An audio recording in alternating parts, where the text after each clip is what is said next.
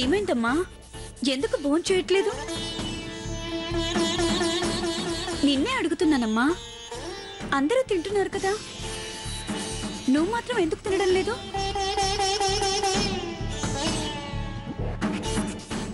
అవును, చెయ్యేంటి అలా పెట్టుకున్నావు? ఏమైంది?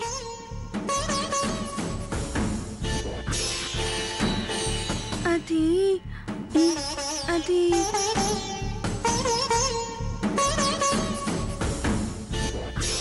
అసలేమైంది? ముందా చేతి తీ.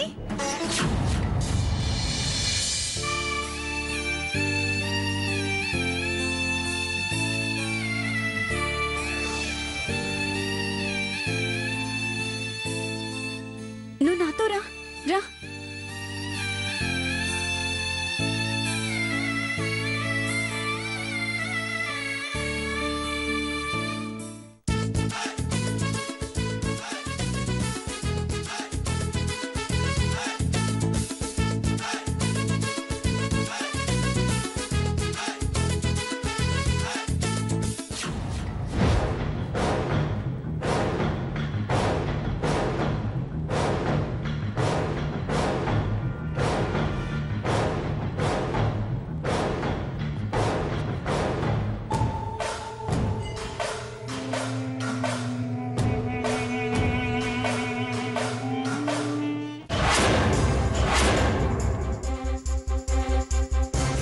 దొంగ మొహం దానా,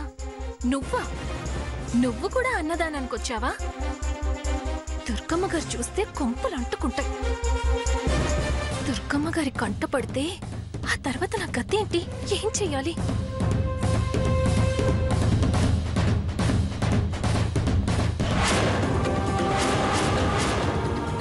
చెప్తా.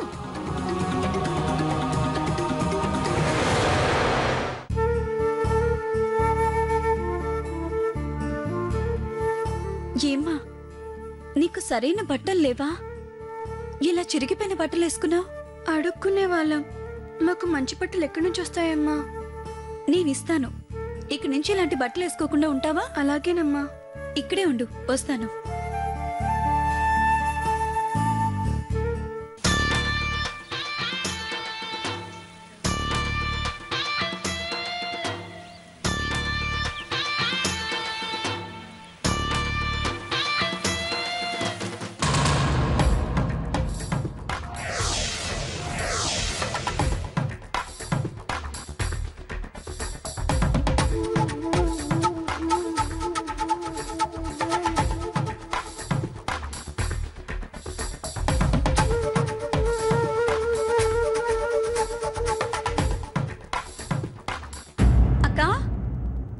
ఏంటి పద్మావతి? ఒకసారి ఆ అమ్మాయి చూడు.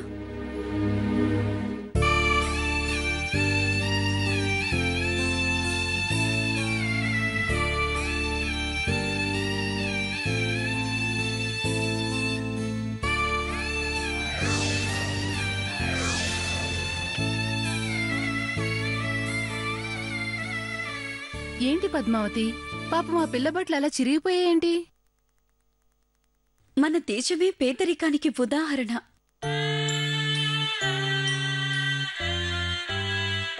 ఆడపిల్ల ఈ స్థితిలో ఉండడం చాలా దారుణం పద్మావతి. ఈ వయసులో ఈ పిల్ల ఇలా చాలి చాలని బట్టలు వేసుకుంటే అందరి కళ్ళు ఈ పిల్ల మీదే ఉంటాయి. అవును పాపం.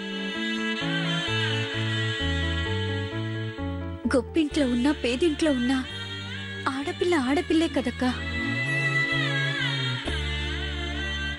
చీర మీద ఏ కాఫీ మరకో టీ మరకో పడితేనే ఆ చీర కట్టుకుని బయటికి వెళ్ళడానికి ఇష్టపడమే.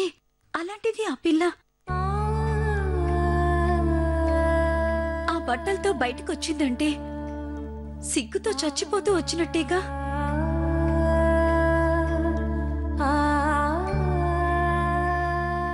మన విషయంలో అయినా వేరే వాళ్ళ విషయంలో అయినా ఆడతనమే కదక్కా. నిజమే పద్మావతి. ఇలాంటి ఆడపిల్లలకి సాటి ఆడవాళ్లుగా మనలాంటి వాళ్ళమే సాయపడాలి. వాళ్ల మానాభిమానాల్ని కాపాడాలి. అందుకే ఆ పిల్లకి ఏమైనా మంచి బట్టలు ఇద్దామని తీసుకొచ్చాను.